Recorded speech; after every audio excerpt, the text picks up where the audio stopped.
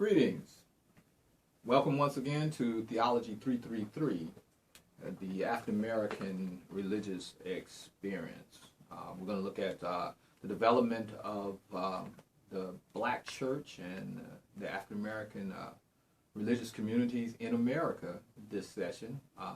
This lecture, we will turn to overview of slave religion and survival theology. Slave religion and survival theology. We'll be looking at religion as it relates to the development of a religious community by Africans who have recently come to America and who are under the brutal contexts of slavery and white supremacy.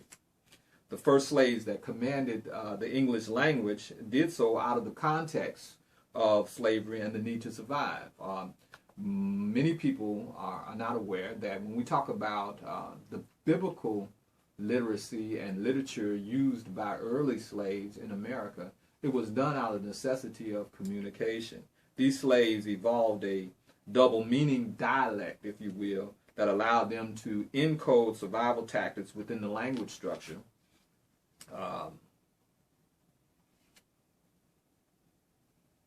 This language structure was developed specifically to deal with the issue of written forms made available to slaves in the Bible. The biblical literature that we see in the African American early church, the religious communities, comes out of the context of the development of a language structure that encodes double meanings so that slaves can speak to the issues of the horrific conditions of slavery while they are in fact communicating with the tormentors or oppressors of their community. Yes, Africans first used the biblical imagery of the Bible as communication forms to bridge the gaps of the ethnic communities that had gathered together in slavery. When we talk about when we look at the different groups, the Igbo, the Ashanti, the Yoruba, and all groups subgroups that came into America, they had different language structures, and so the biblical literature provided for them a basis or a foundation by which they could communicate with one another. All groups used the text to communicate common concerns, issues, and problems within the context of slavery. The conversation, experiences, and forms of religious adaptations came to us later. And so when we start talking about conversion theory in terms of theology, when we start talking about the possession theology that we see in trance and in shouting and in the development of the structures, the very layered structures of the African American church, what we recognize is that there is a evolution that takes place first by the use of the communications of slaves to communicate with one another, then the gradually evolution of the theological basis of the development of the structures of church, if you will, or church structure or church formalization, if you will. We must remember the historical methods that we talked about earlier in the Hopkins text, memories of African beliefs, common sense wisdom, the rereading of the Bible and the reinterpretation of white Christianity has become a part of this, what we would call early on survival theology. And it was employed by Africans in America along with the virtue theories that we've just talked about. The methods were coupled with the virtue theories being beneficence, forbearance, practical wisdom, improvisation, forgiveness, justice, and public and private ethics. These developed and expanded into the early religious communities that we are aware of in the development of the African American church. The early religious community were practical environments. What do I mean by that? Practical environments. They were developed to address the horrific conditions of slavery in America, and these conditions and violent daily treatments of Africans in America caused them to gather together afterwards, after the sun had gone down, after the labor pools returned to the slave huts on the plantations to begin to, in effect, comfort one another, care for those who have been whipped and treated poorly, a place where shelter, food, and clothing were provided for folks, a place where families could tell stories, or family members could look for one another, where songs were sung.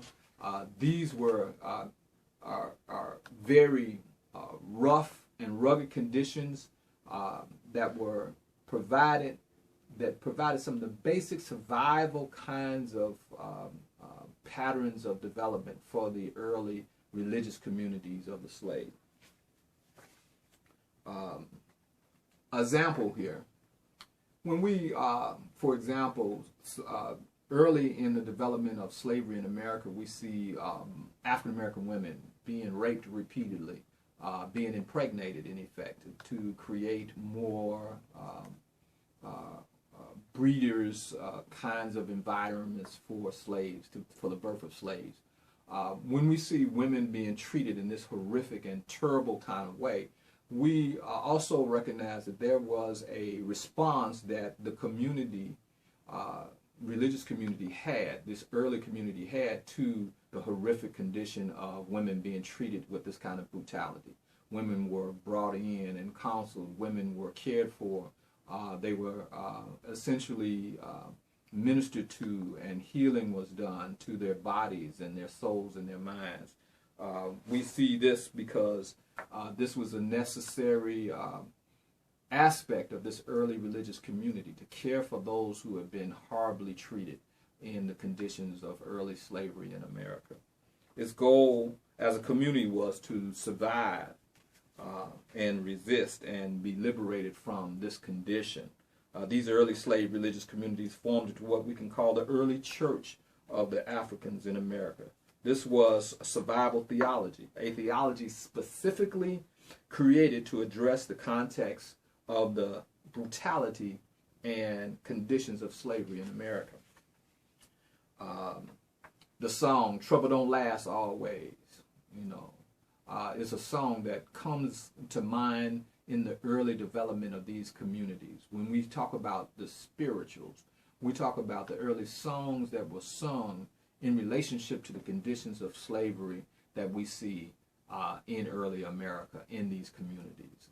Most of the spirituals that we hear that come when we hear the great spiritual, "When Israel was in Egypt land, let my people go.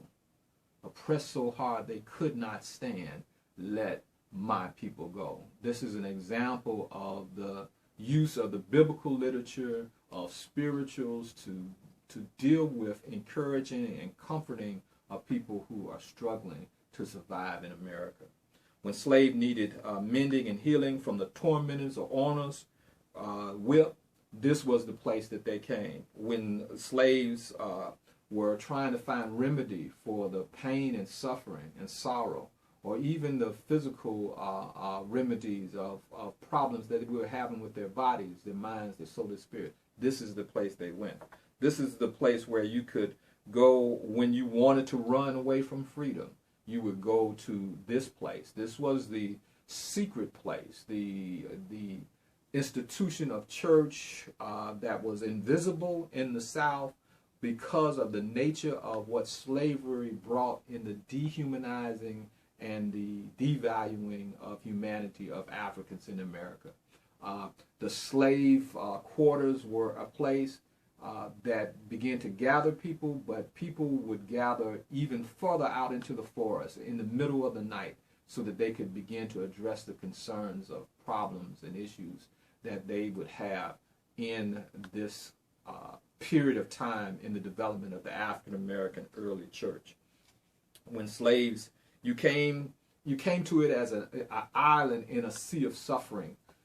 In an instance, you need to understand how emotional this part of the development of the African American church is. You need to understand how the issues of Africanness and the issues of survival were so essential to this group of folks. This is the church during the time of slavery. This is slave religion. This is a survival theology. This is a theology that is directly connected to how people are to resist, survive, and be liberated from the conditions and contexts that they find themselves in. The early survival theology in slave religious communities parallel the growth and development of the plantation systems of the South, the southern plantation structure of the South, and we will address the plantation structures in more detail when we look at slave revolt and slave insurrection. We have to look at that because we see the biblical text actually instigating insurrection and revolt. When we see David and Goliath, when we see Joshua fit the battle of Jericho, when we see Israel struggling with Egypt or Kemet in terms of the oppressor, then we see how the extraction of these stories into a formidable structure of resistance comes to play in terms of slave and revolt and insurrection. We'll talk about that in detail later. The early religious communities of Africans in America were led by men and women. Well, let's talk a little about the structure. The structure was basically a co-pastoring structure.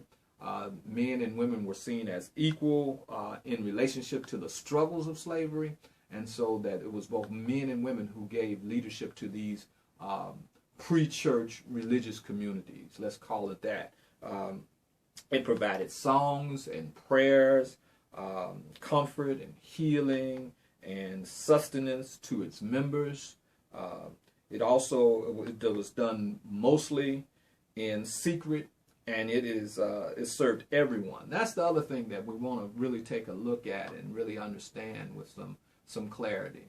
African traditional religionists, Islamists, people who were Muslim, people who were Coptic Christian, people who were what we would call today Black Jews, Judaic community out of Africa, all Africans were welcomed into these communities. There were no divisions, there were no devaluations or distinction made in terms of your religiosity, because everyone was under the same context of the brutality of slavery. So you didn't have the opportunity to say, well, they're not Episcopalian, or they're not Pentecostal, or they're not Church of God in Christ, or they're not some other part of the religious community. Everyone had to deal with the reality of being oppressed by this horrific experience of slavery and white supremacy in America.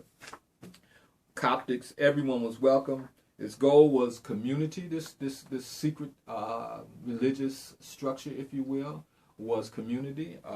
Survival, resist, and be liberated from the kind of conditions, as I've said earlier, that we see happening in the Americas.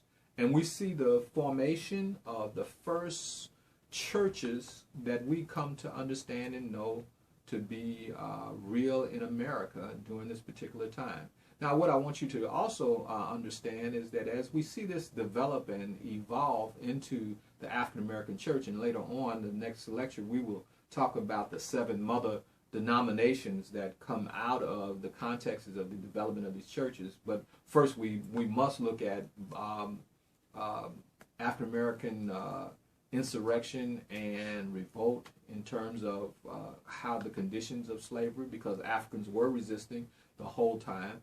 But we also have to look at some other parallel kinds of developments that are taking place in the African American community among individuals who are free in America and who are evolving at another place in terms of the development of how they deal with the conditions of white supremacy and racism in America as slavery becomes more and more a part of the American fabric. It becomes much more a part of how America evolves and becomes what it becomes. And like Alexis de Tocqueville said, he says one of the things that we had to look at, Alexis de Tocqueville was a historian and an adventurer, and he was a person that contributed much to developing the notion of America. He says one of the things that America is going to have to pay its dues on is this whole notion of slavery. He says this even 18th century, the 17th and 18th century. He speaks to the conditions of slavery that are evolving out of American culture, American society. And he says we're always going to have to deal with this legacy of slavery, that was one of the problematics, the pathoses of America, to utilize slave labor capitalism, and it was not going to go away. And I think his prophetic words are true, that slavery still has impacted the way America has evolved and has become as a nation today. And we have to take a serious look at the whys and the hows of the development of America in the existence of slavery. And we have to look at how the African American religious communities provided a source of survival and healing and comfort at this period of time, and how significant the African American church has become in relationship to slavery today. When we look at some of the survival theology, when we look at some of the practical things that religious communities did during this particular time, we recognize that this kind of church still exists today in 2013. Here it is, 13 years into the 21st century. We talk about 2013, and we still can find churches that are basically operating with these basic, fundamental kinds of ways of dealing with the issue of healing and working with people in practical kinds of ways. We still see prayer and comfort and healing, and we still see food and shelter and clothing being offered up out of some of these small churches, even in the 21st century. We're talking about over 500 years since we start seeing some of this work going on and some of these experiences happening in the African's world in America. We see survival theology. We see basically religious communities that are sticking to, so to speak, these basic kind of tenets in order to address the concerns of racism and white supremacy that still, with longevity and with the ability to survive, are still a part of the world today.